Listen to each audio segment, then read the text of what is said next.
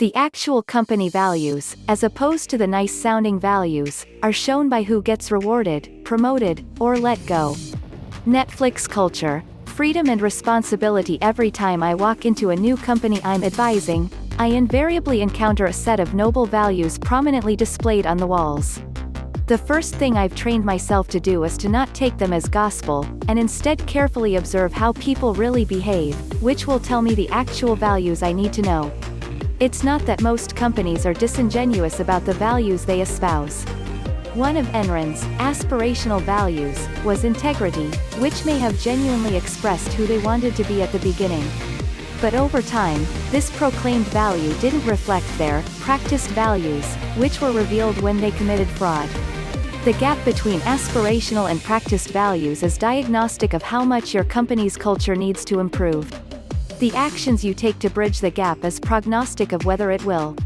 Why behaviors persist. Do as I do, not as I say. Why does a gap usually exist between a company's aspirational and practiced values?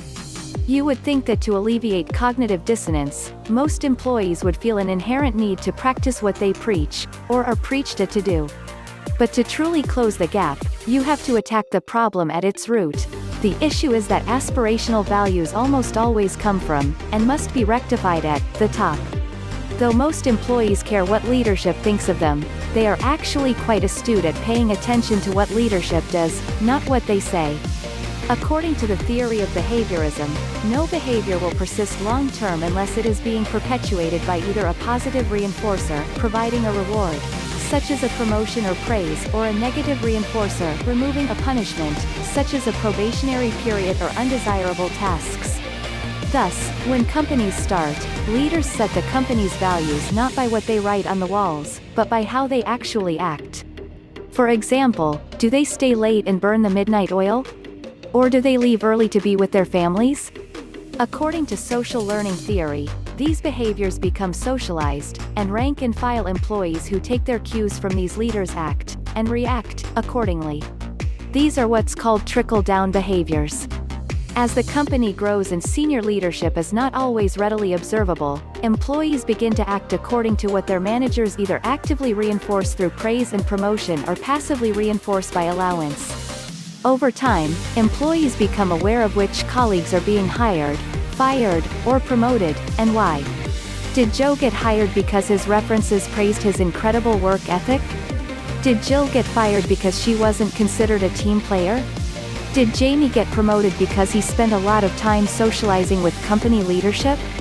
Hence, employees quickly learn the rules of the game to survive and thrive at their company, and act accordingly, which may have nothing to do with what aspirational values are plastered on the walls. Your company's employees practice the behaviors that are valued, not the values you believe. How to assess values during the interview process. Instead of letting your company become a corporate version of the Hunger Games, leadership should actively prioritize behavior that's congruent with company values. First, you must ensure that all final candidates live up to your company's values.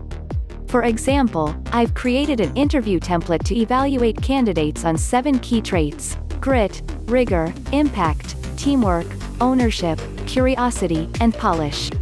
I recommend you replace these with your own company's aspirational values. Another key trait, or the lack thereof, has been popularized by Professor Bob Sutton at the Stanford Graduate School of Business. The "no asshole" rule dictates that no matter how great a candidate may be, being an asshole is an automatic deal breaker. The way this can be implemented is through what I call the one red flag rule, which is based on the observation that pathological traits are sporadically, not continually, expressed, except in severe cases. For example, a narcissistic candidate may not act arrogant all the time, but may express arrogant comments 10 times more, on average, than someone who doesn't have this issue, e.g. a few times a day versus a few times a month. Thus, if a candidate can't suppress making an arrogant comment during a 30 to 60-minute interview, they are likely to do this even more often when employed full-time. Drawing on best practices espoused by a leading investing firm, Andreessen Horowitz, I conduct up to 6 reference checks per candidate to evaluate values fit. Nevertheless, evaluating these traits during a brief interview can be challenging and lead to an inaccurate assessment. This is why I recommend conducting thorough reference checks, based on research findings dictating that the best predictor of future behavior is past behavior. A 300-employee San Francisco startup, Weebly, goes so far as to invite job candidates to work an on-site trial week, paid at fair market value. The reason is simple: it's very hard to suppress values incongruent behaviors when working closely with others for that amount of time. As Weebly's CEO David Rosenko said, "Assholes can hide it in interviews, but for whatever reason, they cannot hide it for a whole week. I don't know why, but it all comes out within a week." How to reward values during performance management. No matter how good your interviewers are, any screener will result in false positives, people who you thought fit your values, but don't once they're hired, and false negatives, people who you thought would not fit your values, but would have if you had hired them. Companies that prioritize culture are willing to accept some false negatives in order to avoid false positives. If you get some false positives anyway, the solution, as entrepreneur and president of Y Combinator Sam Altman said, is to fire quickly. Few people have the psychological wherewithal to resign of their own accord if they still want the job, but know they aren't the right fit. That's why baseball coaches have to pull starting pitchers out of the game when their performance declines, and substitute a relief pitcher instead. In the same way, it's a manager's job to be a good coach and pull people out, compassionately, so they can find a better fit in another role or company. The major issue that I've seen with startups is that even if they claim to have a no asshole rule, they hardly ever practice it. Rationales I've heard include: "We've decided that we're not going to fire him because he's a high performer," or, "For that one bad trait, he has 4 good traits going for him," and, of course, the "data scientists, engineers, product managers, are hard to replace, so we'll make do." The moment that leaders start weighing values congruent against values incongruent behavior, as if they can cancel one another out, is the moment when they have compromised their values. The best way to avoid this pitfall is to make values congruent behavior a formal and prioritized part of your company's performance management process. I'll share the system I designed and helped implement at my company. It starts with evaluating each employee on the performance values matrix. Whatever employee evaluation system you use, whether that's a formal annual review or regular one-on-ones, employees should be evaluated on both their performance-based behavior and values-based behavior. Both should be quantified on a spectrum, e.g. a 1 to 10 point scale, but I've simplified into a 2x2 matrix for illustrative purposes. Note, I use gender-neutral language throughout this piece, but I use guys in the matrix due to space constraints. I also usually use more PC terms, but the colorful language helps me cheekily make my point here. 1. Incompetent assholes fire fast. Incompetent assholes are not only low performers, but their behavior is incongruent with company values. In this matrix, they are in the lower left quadrant and thus can only earn 25% of the maximum employee evaluation score. Hopefully, there should be very few of these folks at your company, but occasionally a few will slip through the hiring cracks, or something may have happened that caused performance and values congruent behavior to permanently degrade over time.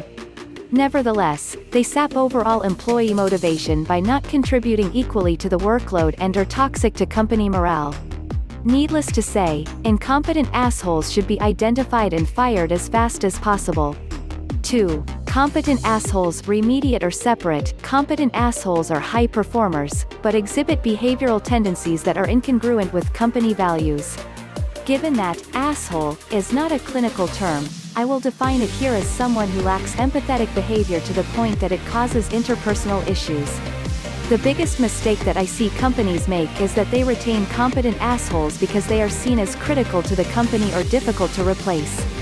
However, by doing so, they not only passively reinforce the competent assholes' behavior by tolerating and promoting them, but they implicitly send a message to the rest of the company that you can basically get away with murder so long as leadership believes you to be indispensable. You can imagine what kind of culture this creates over time. In contrast, using the performance values matrix, an employee who's competent but a complete asshole can only earn 50% of the maximum employee evaluation score, given that the other 50% of their evaluation is based on their values congruent behavior. There's a reason Professor Sutton called it the no asshole rule. It's because exceptions shouldn't be made, otherwise it shows your values are merely aspirational. The solution for competent assholes is a tactic that I call remediate or separate. Despite the fact that these folks are strong performers, it should be made clear that value incongruent behavior is not tolerated and they will need to remediate their behavior in a measurable way within a given period of time. Thus, competent assholes should be put on what I call a Values Improvement Plan, VIP.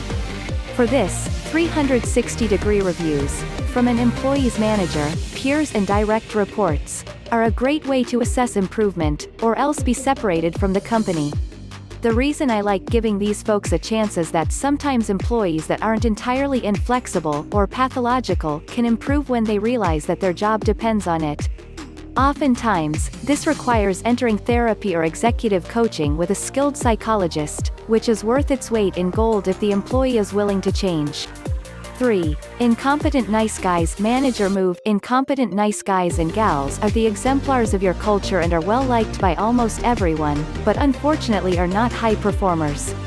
Like competent assholes, completely incompetent nice guys and gals also can only earn a 50% maximum possible employee rating. That's because it is nearly as much of a sin to tolerate incompetent people as it is to tolerate assholes. Giving free license to someone to underperform just because they are kind or likable sends the message that your company is not a meritocracy, and that it's more important to be socially skilled or at worst, be a brown-noser. However, the solution here is different than with component assholes, in that the best solution is to manage or move them. Incompetent nice guys and gals should be put on a traditional performance improvement plan (PIP) and skillfully managed in order to give them training and feedback to improve their abilities.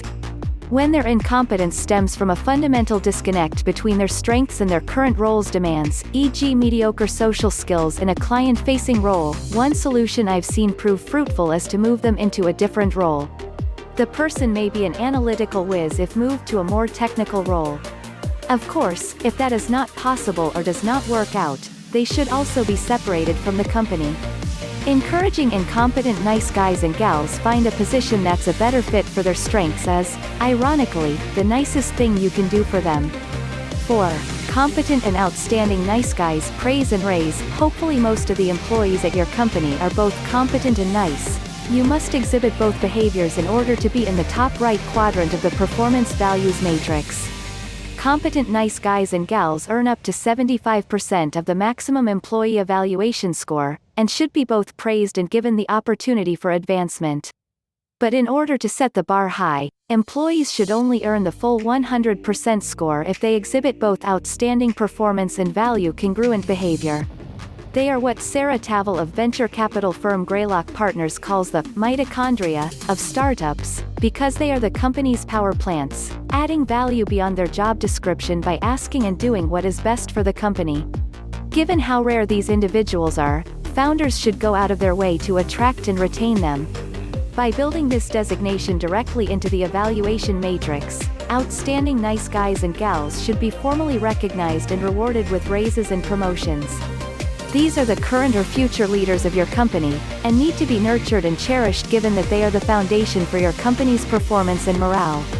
Of note, while I distinguish between competent and outstanding nice guys and gals in the matrix, I do not do so for assholes. That's because I believe it is nearly impossible to be an outstanding asshole. For example, there is a myth of the 10x engineer in Silicon Valley, where a truly talented engineer is 10 times as valuable and productive as an average engineer. Even if one engineer could possibly do the work of 10, if they are an asshole, especially in a management position, they will decrease the performance of the people around them to such an extent that their team's net productivity will break even or be at a loss long term. Call to action: reinforce your culture. When leaders become Machiavellian and hire and retain mercenary employees, they resemble a Hermann Hesse novel reaching the place on the journey where everything falls apart, and the company's culture degrades. While company engagement scores typically decline as they scale, given they have to hire quickly from a limited talent pool and are too overworked to fire quickly, this does not have to be an inevitable outcome. Culture can only improve when there's a baseline of openness, where people feel they can come forward and share concerns or opportunities for people and teams to do better. If people don't trust what happens after they give their feedback, then reviews will be positive and not provide any useful information. This requires both anonymous surveys and the promise that aggregate feedback is valued and will be acted upon. So if you want your company's culture to be congruent with those noble aspirations written on your walls, you must continually assess how well your employees are behaving compared to those aspirational values, and develop ways to bridge the gap between aspiration and practice.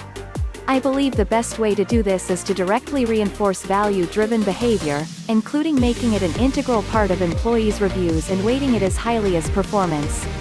As the old saying goes, you reap what you sow. As leaders, you get the behavior that you reward.